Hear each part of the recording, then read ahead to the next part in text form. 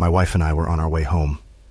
We'd gone to dinner to try and work out some bubbling problems that we had ignored for too long, and tried to see if there was a way to salvage what was left. It didn't go great, and the ride home was uncomfortable. As we turned into the carport, my wife asked what have we decided, but before I could answer, the headlights illuminated a woman standing in the corner.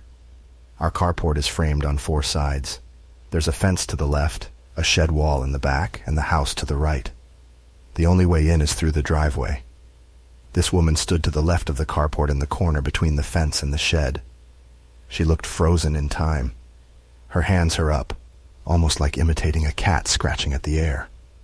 Her head was slightly tilted, her eyes wide open, and her mouth ajar in a snarl. She looked like she was wearing a nightgown. Her age wasn't imminently apparent. Her hair was gray and her skin gray, but it didn't seem particularly wrinkled. As the headlights shined in her eyes, she had no reaction. She didn't blink or turn her gaze. She just stood there. My wife hits the brakes, and we both stare at this woman. We don't say a word to one another as we focus on this strange woman. Breaking the silence, my wife lays on the horn. I jump a little from the sound, but the woman never moves a muscle. We look at each, neither of us knowing what to do. My wife tells me to get out and see if she's all right. I'm all for chivalry and being a man's man, but at that moment I knew a stupid idea when I heard it, so instead I rolled the window down and asked if she was okay and needed help. No response. My wife hits the horn again, and nothing. Neither of us wants to get out of the car, so my wife takes out her phone and dials 911. The operator asks for a description of the woman and our address.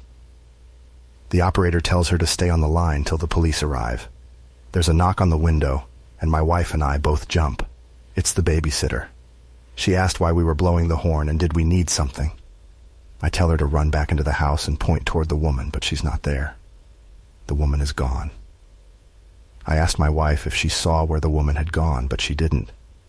We'd both turned our attention to the babysitter and didn't see where she went. I tell the babysitter to get back in the house and lock the door. The 911 operator asks if everything is okay, and my wife tells them the woman has gone. The fucking operator asks if we still need the police. Of course we do. Just 'cause we didn't see her move doesn't mean she's gone. My wife doesn't want to get out of the car, and neither do I. I try to look around the window to see if I can spot her, but it's too dark. My wife asked if she went inside while the babysitter was out here, and we weren't looking. Maybe she ran inside the house. I think about it, but it seems impossible. There's no way she could have moved that distance without being seen. My wife thinks I'm being dismissive and gets pissed. I'm trying to maintain, but I lose my temper as well, and before I know it, we're having a full-on fight about the plausibility of if the woman is inside or not. My wife says to call the babysitter to check and make sure she and the kids are safe before the police arrive. I call, and the babysitter doesn't answer. I try again, and still no answer. I send a text and get no reply. Now my wife and I are getting nervous. I say, fuck it. I'm going in to check. My wife doesn't want to be alone in the car, so I say to come with me. She's not sure about leaving the car either. I tell her I'm going in the house and she can come or stay. It's up to her. She asks the 911 operator how far the police are, and they say maybe 5 minutes, which sounds like an eternity given the situation.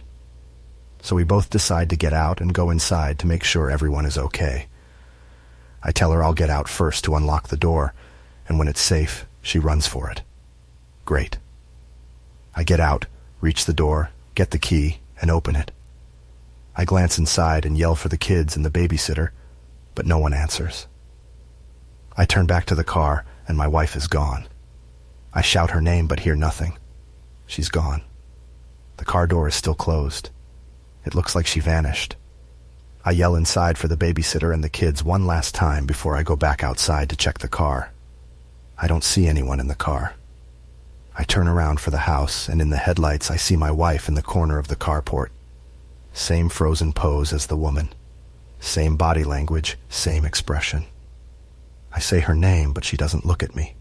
She doesn't flinch, nothing. I step closer to her, and there's still no reaction. I grab her arm, and she lets out this horrible, high-pitched scream. I say let out, 'cause that's the only way to describe it. The sound sort of just emanates from her gaped mouth. Her face doesn't move. Her mouth doesn't tremble. She's still as a statue with this horrible scream echoing out of her throat. I stop my hand and pull it away, and the screaming stops. I don't know what to do. I don't want to leave her alone, but the thought of the babysitter and kids not answering is at the front of my mind. What might have happened to my wife if this had happened to them? I tell her I'll be right back. The police are on their way, but I have to check on the kids. I turn and run for the front door and go inside. It's dark, with only a few lights on here and there. I shout for anyone to answer me. Where are they? Are they okay? But get no response. I try the babysitter's phone and can hear the ringing upstairs, so I run to the sound. As I get to the top of the stairs, all the bedroom doors are closed. Behind the kids' bedroom door, I can hear the babysitter's phone. I open it up, and my 2 sons and the babysitter are in the corona of the bedroom. My 2 sons crouch on the ground, and the babysitter sits with her arms around them. They don't move, these faces of terror frozen in place. I shout their names, but they don't respond. I follow their eye line to the far side of the room, but I don't see anything. I run over to them, but before I put a hand on them, the same scream that emanated from my wife's throat comes from theirs. I stop, pull my hands away, and they stop screaming. I turn to follow their eye line, and I don't see anything, only an empty corner. I hear the sirens outside in the distance. The police are almost here. I don't know what they can do, but at least there's help. I look back to the empty corner, and there she is, the woman from the driveway. She doesn't move, same frozen expression and the same pose. Nothing has changed. It's as though someone picked her up from downstairs and carried her up. I stand and approach the woman. She doesn't seem to react. I notice my body tremble as I get closer to her. Everything in me says to run and get as far from this woman as possible, but I keep walking closer. I match her eye line as I move toward her. I look directly into her dark black eyes. Inches from her face, I raise my hand as I did to my wife and children. I expect to hear that same guttural scream, but nothing happens. I grasp her arm. The woman's face doesn't move, but her body leans forward and her head stretches toward my ear. It seems like everything is in slow motion, and I can't let go of her arm. I can't escape that snarled mouth as it leans beside my ear. I don't feel breathe when she speaks. Her words come out as if from a single long exhale. She says, "My family now." I couldn't move. I looked into those cold, dead eyes, and the snarl on her face stretched and popped as it agonized from that stiff snarl to the worst smile I'd ever seen. She let go, and the room went black as I fell to the ground. I woke up to an empty home. I've been over every inch and can't find any sign of them.